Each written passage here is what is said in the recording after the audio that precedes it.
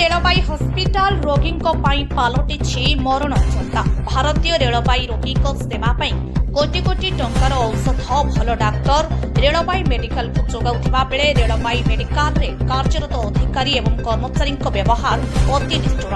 एभली कथा आमे कहूनु कहिसंती रेलवाई मेडिकल उपरे भरोसा करुथिबा रोगी माने। आहुरी मध्य कहिसंती रोग निवारण करबाकू आसी चमदंड भोगुचु। दर्शक बंधु, घटनाटी खोदा रोड रेलवाई मेडिकल घटना।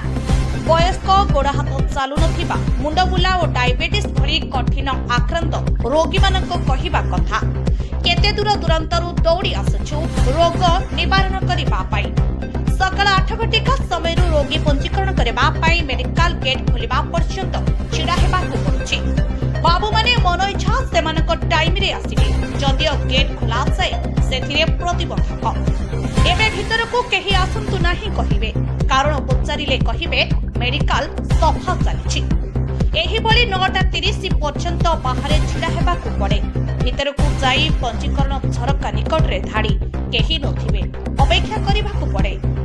8 ରୁ 2 घंटारू अधिक समय चली जाए पंजीकरण रे, तापरे डाक्तर परामर्श।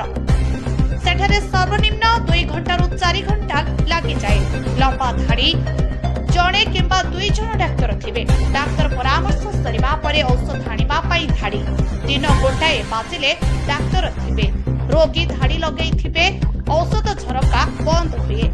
औषध देबा कर्मचारी माने घर मुहा। रोगी माने होटेल रे खाई अपराह्न 4टा पर्यंत अपेक्षा करिथांती। 2टा प्रतीक्षालय फैन चले मंथर गति रे, एसी नाही।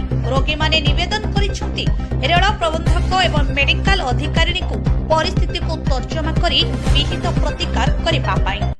खोर्धा रोड जटनी धीरेन प्रतिहारी रिपोर्ट।